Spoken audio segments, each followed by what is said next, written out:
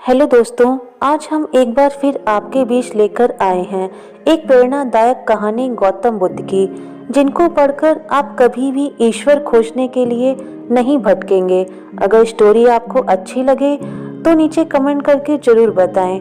तो चलिए शुरू करते हैं आज की कहानी। उस वक्त की बात है जब भगवान बुद्ध इस धरती पर अवतरित थे। एक व्यक्ति जिसके पास धन दौलत की कोई कमी नहीं है, उसके साथ जीवन काटने वाली पत्नी और राम लक्ष्मण जैसे 2 बच्चे भी हैं। उसके पास सब कुछ है। फिर एक दिन उस व्यक्ति के मन में भगवान को पाने की लालसा जगी। उसने सोचा कि मैंने बहुत सारा धन कमा लिया, अब कभी भी धन की कमी नहीं आएगी, पर मेरे पास ईश्वर नहीं है। मुझे ईश्वर के दर्शन करने हैं। उस व्यक्ति ने ईश्वर खोजने की ठान ली। फिर उसने कई सारे मंदिरों और धर्म स्थानों का निर्माण करवाया, पर उसे ईश्वर के दर्शन नहीं हुए। फिर उसने दान पुण्य करना शुरू किया। उसके खजाने से कई सारा धन दान पुण्य में लगा दिया, फिर भी उसे ईश्वर नहीं मिले। फिर उसने सोचा कि अब मैं बड़े बड़े धर्मों के तीर्थ करता हूँ। उस व्यक्ति ने कई तीर्थ स्थानों के दर्शन किए। ऐसे ही 20 साल गुजर गए, पर उस व्यक्ति को ईश्वर नहीं मिले। भगवान को पाने की कोशिश करते करते वो इंसान थक गया और आखिरकार वो एक दिन महात्मा बुद्ध के पास गया और कहने लगा कि महात्मा, मैं 20 साल से ईश्वर की खोज कर रहा हूँ, पर मुझे ईश्वर कभी कहीं भी नहीं मिले। क्या आप मुझे ईश्वर पाने का कोई मार्ग दिखा सकते हैं? उस व्यक्ति की बातें सुनकर महात्मा बुद्ध उससे पूछने लगे कि सुनो बालक, ईश्वर खोजना कोई बड़ी बात नहीं है, वह तो बड़ी आसानी से मिल जाते हैं। अच्छा, तुम ये बताओ कि ईश्वर को खोजने के लिए तुमने क्या किया और कहाँ कहाँ खोजा? वह व्यक्ति बुद्ध को पूरी बात बताता है कि मैंने कई सारे मंदिरों और धर्म स्थानों का निर्माण किया, दान पुण्य किया, कई सारे तीर्थ स्थानों के दर्शन किए, फिर भी मुझे ईश्वर नहीं मिले।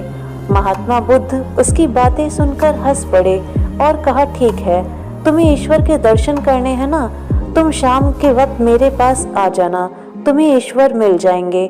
वो सज्जन खुश होकर चला गया कि मुझे आज ईश्वर के दर्शन होंगे। फिर कुछ देर बाद संध्या होने को आई, पर महात्मा बुद्ध संध्या होने से पहले कुछ ढूंढने लगे हैं। शिष्यों ने आकर पूछा कि गुरुजी, आप क्या ढूंढ रहे हैं? महात्मा बुद्ध ने बताया कि मेरे पास एक कीमती मोती था, परंतु वो कीमती मोती खो गया है, उसे ही ढूंढ रहा हूँ। महात्मा बुद्ध की बात सुनकर शिष्य भी उस मोती को ढूंढने में लग गए। सभी मोती को ढूंढ ही रहे थे कि इतने में वह व्यक्ति भी वहां पहुंच गया। उसने देखा कि कुटिया के बाहर महात्मा बुद्ध और उनके शिष्य कुछ ढूंढ रहे हैं। उस व्यक्ति ने बुद्ध के पास जाकर पूछा कि गुरुजी, आप सब क्या ढूंढ रहे हैं? महात्मा बुद्ध ने बताया कि मेरा कीमती मोती खो गया है, उसे ही ढूंढ रहे हैं। यह सुनकर वो व्यक्ति भी उस खोए हुए मोती को पूरी लगन से ढूंढने लगा। ढूंढते ढूंढते रात होने को आई, पर मोती नहीं मिला। वह व्यक्ति परेशान हो गया। फिर महात्मा बुद्ध से पूछा कि गुरुजी, आपने आखिर बार मोती को कहाँ देखा था? ठीक से याद कीजिए। महात्मा बुद्ध सोचकर बताते हैं कि मैंने आखिरी बार मोती को कुटिया के अंदर देखा था। यह सुनकर वह व्यक्ति थोड़ा गुस्सा हो गया और बुद्ध से कहने लगा, लगता है आप में थोड़ी सी भी अक्ल नहीं है। अगर मोती आपकी कुटिया के अंदर गुम हुआ है तो कुटिया के अंदर ही मिलेगा ना बाहर थोड़ी मिलेगा। आप सब व्यर्थ में बाहर इधर उधर ढूंढ रहे हैं और मुझे भी अपने साथ ढूंढा रहे हैं। आप अपना तो समय व्यर्थ कर रहे हैं, पर दूसरे का भी समय व्यर्थ कर रहे हैं। फिर महात्मा बुद्ध उस व्यक्ति के सामने देखकर मुस्कुराने लगे। यह देखकर वह व्यक्ति बोला कि महात्मा, आप हंस रहे हैं, मुझे कुछ समझ में नहीं आया। महात्मा बुद्ध बोले, वत्स, मैं तुम्हें यहाँ बुलाकर यही तो समझाना चाहता था कि जिस ईश्वर को तुम 20 सालों से बिना सोचे इधर उधर ढूंढ रहे हो, उसे तुमने कभी अपने अंदर की कुटिया में खोजा ही नहीं।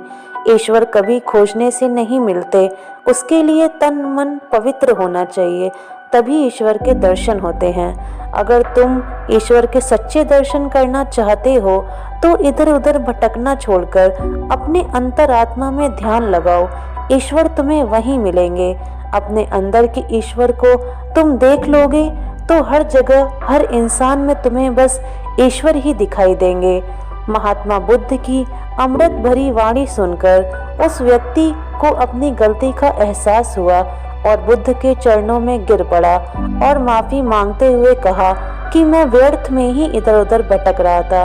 वास्तव में तो ईश्वर हमारे अंदर ही होते हैं। कैसी लगी कहानी आप लोग बताइएगा जरूर, और प्लीज़ चैनल को लाइक करिए, सब्सक्राइब करिए। धन्यवाद आप सभी का।